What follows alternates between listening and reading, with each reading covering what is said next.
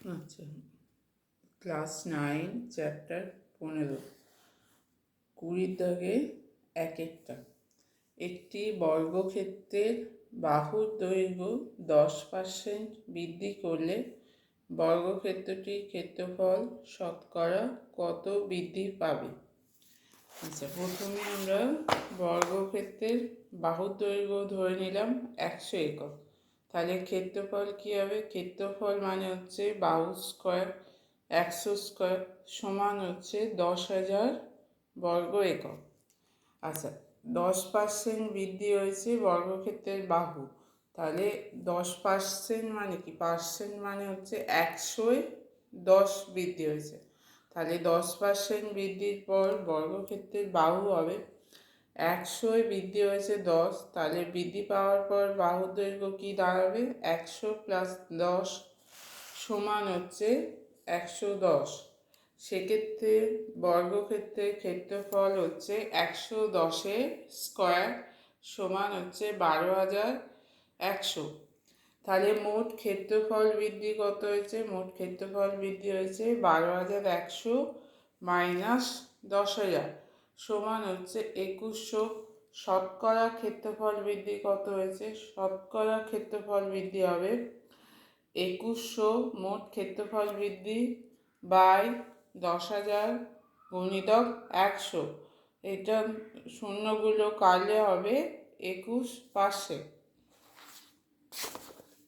দু একটা। একটি আয়তক্ষেত্রের দৈর্ঘ্য 10% বৃদ্ধি এবং প্রস্থ 10% হ্রাস করা হলে ক্ষেত্রফল শতকরা কত বৃদ্ধি বা হ্রাস করে? তাহলে প্রথমে আমরা আয়তক্ষেত্রের দৈর্ঘ্য ধরলাম 100 একক, প্রস্থটাও 100 একক ধরে নিলাম।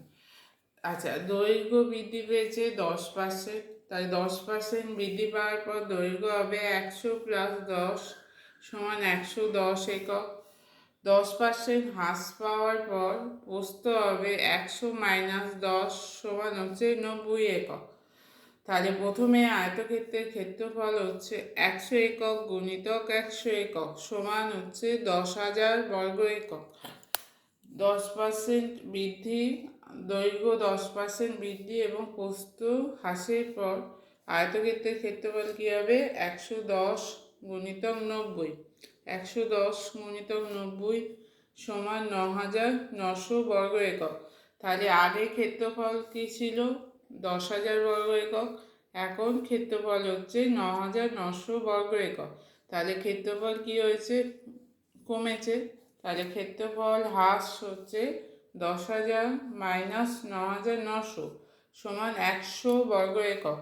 তাহলে শতকরা ক্ষেত্রফল হ্রাস পাবে 100 বাই আগে ক্ষেত্রফল 10,000, 100 বাই 10,000 গুণিতক 100। সব শূন্যগুলো কেটে গেলে হচ্ছে 1%।